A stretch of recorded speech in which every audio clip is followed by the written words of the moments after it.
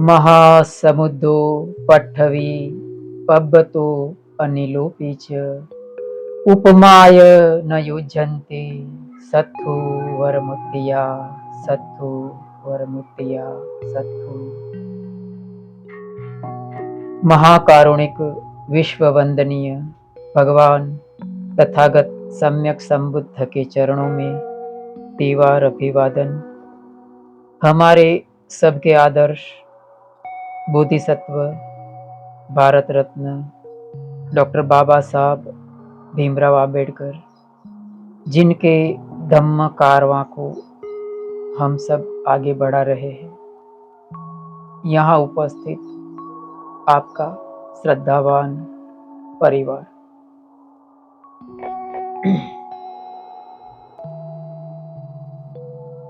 भगवान तथागत सम्यक संबुद्ध का जो धम्मवाणी है उसको 3 ग्रंथों में विभाजित है। उसे हम त्रिपिटक के नाम से जानते हैं। सबसे पहला आता है विनय पिटक, दूसरा है सुत्त पिटक और तीसरा है अभिधम्म पिटक। विनय पिटक में भिक्षुओं की नियमावली है, भिक्षुओं की आचार संहिता है। सुत्त पिटक में सूत्रों का संग्रह है। हम जितने भी सूत्र बोले, आज अभी बोले आह्वान सूत्र बोले, करणीय मित्र सूत्र बोले, तो ये सब सुत्त पिटक का हिस्सा है।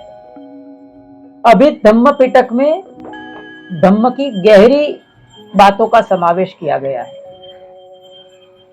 हमारा मन क्या है, निर्वाण क्या है, सतीपट्ठान क्या है, चित्त क्या है, उसके ऊपर बहुत गहरी बातें की गई है। अभिधम्म पिटक का एक ग्रंथ है पुग्गल पय्यत। उसके अनुसार मानवी के 4 प्रकार बताया है। इंसान 4 प्रकारों में से एक प्रकार का होता है। बहुत भगवान बुद्ध बहुत सीधी सादी भाषा में समझाते थे। पहला इंसान ऐसा होता है, आदमी, हम सब जानते हैं, शायद हमने विपश्यना का कोर्स किया होगा, सब किया है। कितने लोगों ने किया है? हाँ, तो गोविंदा गुरुजी बताते हैं, उसी की बात करते हैं। एक है कि एक इंसान ऐसा होता है जो प्रकाश से प्रकाश की तरफ जाता है, उजाले से उजाले की तरफ जाता है। दूसरे प्रकार का व्यक्ति ऐसा होता है जो उजाले से अंधेरे की ओर जाता है। तीसरा प्रकार का व्यक्ति अंधेरे से उजाले की तरफ जाता है और चौथा प्रकार का व्यक्ति अंधेरे से अंधेरे की तरफ जाता है। हम सब इंसान, हम सब जितने भी लोग हैं दुनिया में, वो सब ये चारों में से एक का प्रतिपादन करते हैं। तो उसको कहा गया कि प्रथम इंसान है वो उजाले से उजाले की तरफ जाता है। उसका अर्थ है, उजाले का अर्थ क्या होता है? अगर अंधेरा हो गया तो क्या होगा? क्या होता है अंधेरा हो जाता तो? कितने व्याकुल हो जाते ना। दुख की शुरुआत कहां से होती? अंधेरे से होती ना। पहले ही गर्मी लगना शुरू हो जाता है ना। अंधेरा व्याप्त हो जाता तो कितना परेशान हो जाए, बच्चे डरने लगते है ना। अंधेरा किसकी ओर संकेत करता है? दुख की तरफ संकेत करता है। अंधेरा का अर्थ दुख कहा जाता है मोटी मोटी भाषा में। तो इंसान अंधेरे में तो नहीं है, उजाले में है, अर्थात वो सुखी है। सुखी का अर्थ होता है वो उजाले में है, प्रकाश में है। लेकिन उसको मालूम है कि उसका जो सुख है वो सुख किस कारण से है? उसके पुण्य कर्म के कारण से है। इद नंदति पेच नंदति कत पुण्यो उभयथ नंदति पुण्यम में कतंति नंदति भीयो नंदति सुगतिम गतो भीयो नंदति सुगतिम गतो। यहां भी सुखी होता है, वहां भी सुखी होता है। वो जान जानकर सुखी होता है कि मैंने पुण्य कर्म किया है। तो जो उजाले में है, प्रकाश में है, वो सुखी है। उसके पास धन संपत्ति है, उसके पास शारीरिक सुख है, उसके पास पारिवारिक सुख है, सामाजिक सुख है, हर प्रकार का उसके पास सुख है, तो वो समझता है कि मेरा सुख है वो मेरे कोई पुण्य कर्म के कारण है। तो वो क्या करता है, अपना जो वाणी व्यवहार है उसे सुधारता है, उसे बदलता है, और अपना जो कर्म है दान धर्म करता है, धर्म की भावना करता है। इस तरह का वो इंसान उजाले में है और उजाले में जा रहा है। कोई इंसान ऐसा होता है कि सुखी तो होता है ना, हमेशा सुख आ जाता ना, तो धन संपत्ति है ना बहुत खराब चीज होती है। कोई बात हमेशा धन आए, गुरुजी कहते हैं कि धन आए और धर्म ना आए, तो इससे बड़ा दुख कोई नहीं होता है। आदमी धन के अतिरेक से अंधा हो जाता है, तो क्या करता है, धन के कारण हम तो बहुत ऐसे लोग देखे हैं, आपने भी शायद देखे होंगे, एक बार धन आ जाता है तो इंसान में सबसे पहला ईगो आ जाता है, मैं सबसे ऊंचा हूं, head is heavier than the earth, है ना, हमारा मत्था है ना वो पृथ्वी से भी भारी हो जाता है, मैं कुछ हूं, है ना, ऐसा इंसान में ईगो आ जाता है धन के कारण। फिर वो अपने समाज से ही विमुख हो जाता है ना? वो दान धर्म में नहीं मानता, फिर कुछ धम्म के ऊपर उनको श्रद्धा नहीं होता है, तो इस तरह का वो कार्य करता है जिससे वो अंधेरे की तरफ गतिमान होता है। उसका कोई पुण्य कर्म की वजह से, कोई सदकर्म की वजह से उसको प्राप्त हुआ है, वो सब गंवा देता है, धीरे धीरे धीरे करके वो अंधेरे की तरफ गतिमान होता है। तीसरे प्रकार का कोई इंसान है, वो बेचारा अंधेरे में है, अंधेरे अर्थात दुख में है, उसके पास शायद संपत्ति नहीं है, धन संपत्ति नहीं है, दरिद्र है, शारीरिक संपत्ति नहीं है, या तो कोई सामाजिक पारिवारिक सुख नहीं है, तो ऐसा कह सकते हैं कि वो अंधेरे में है। अंधेरा अर्थात दुख, दुख तो है लेकिन इंसान समझदार है, कबीर की तरह, है ना, तो वो समझदार है कि मेरा जो दुख है वो कोई तो मेरे कर्म की वजह से है, इसके अलावा तो दुख आ नहीं सकता। कम्म स्कोम ही कम्म दायादो कम्म योनि कम्म बंधु कम्म पट्टी शरणो यम कम्मम करिष्यामि कल्याणम वा पापकम वा तस्य दायादो भविष्यामि।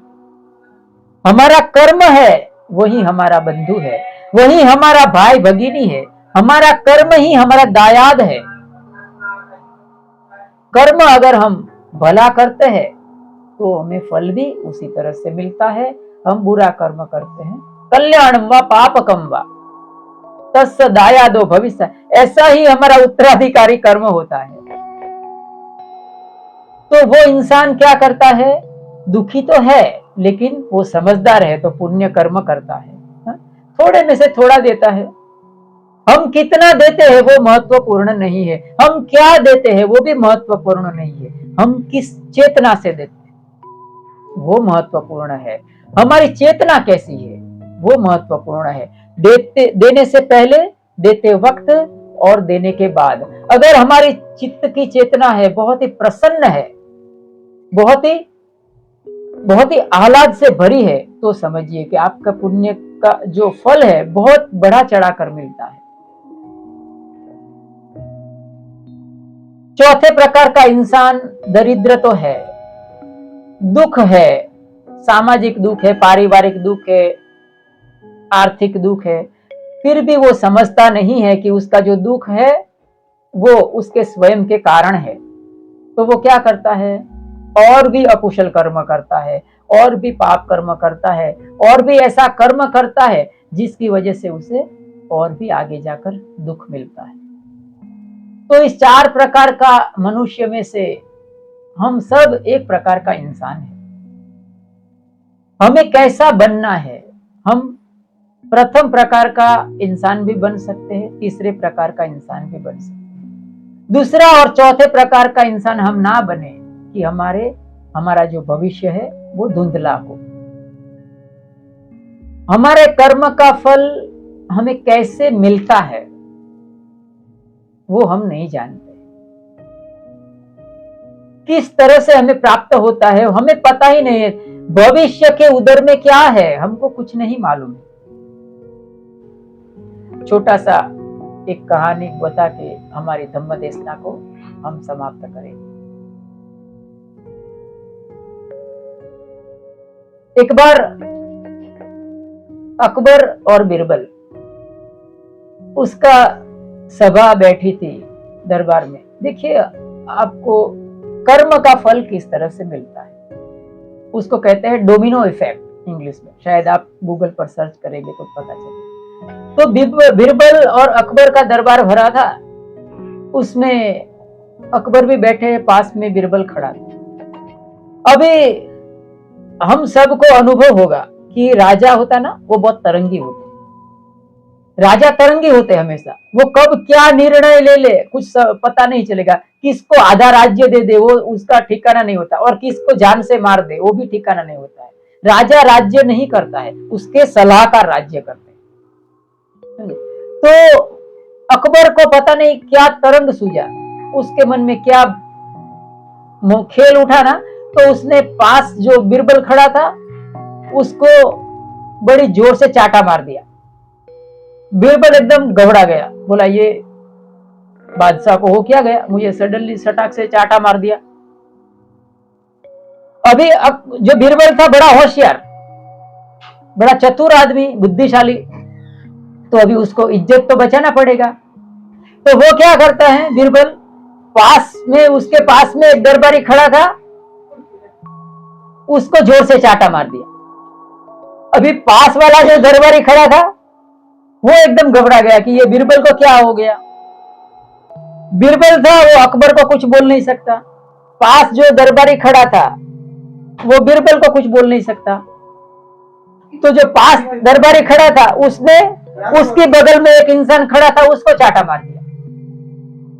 अभी हुआ ये कि जो पास वाला खड़ा था आदमी, उसको लगा कि ये तो हमारे जो बादशाह है उन्होंने कुछ खेल शुरू किया है, बोला एक कोई तो उन्होंने रमत शुरू किया है, बोला। तो उसने उसके पास वाला था उसको चाटा मारा। अभी इसकी श्रृंखला चल पड़ी, सिलसिला चल पड़ा, पूरा दरबार में सब एक दूसरे को सटा सट चाटा चाटा मार रहे हैं। कोई कोई अगर बोलता है तो बोले चुपचाप चाटा दूसरे को मारो और आगे बढ़ो। चाटा दरबार में से बाहर निकल गया, पूरे गांव में एक चाटा घूम रहा है, सब गांव में एक दूसरे को चाटा मार रहे। कोई पूछता है तो बोला चुपचाप तुम दूसरे को चाटा मारो, ये बोला हमारे सम्राट ने कोई खेल शुरू किया है।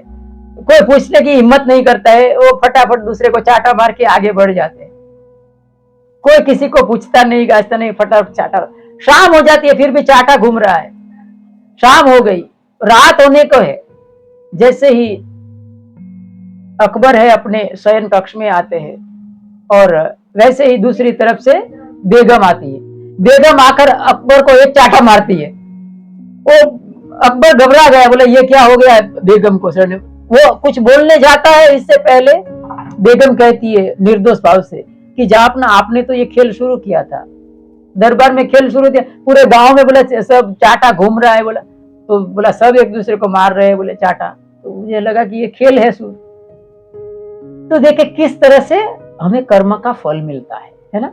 आखिर में चाटा घूम फिर कर अकबर को मिला ना, इसको कहते हैं डोमिनो इफेक्ट। हमारा कर्म हमें किस तरह से फल देता है हमें पता नहीं चलता है। हम अच्छा कर्म करें तो अच्छा उसका फल मिलता है, और बुरा करें तो उसका फल बुरा मिलता है। समय समय की बात है, कभी मिलेगा वो हम भविष्य के उदर में झांक नहीं सकते हैं। तो आज इतना ही रखता हूँ। आप सबने मेरी बात को बहुत गहराई से गंभीरता से सुना, आप सबका बहुत बहुत धन्यवाद।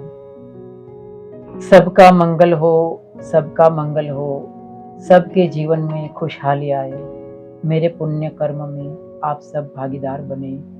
सबका जीवन धन धान्य धर्म आरोग्य और प्यार से समृद्ध बने, समृद्ध बने, समृद्ध बने।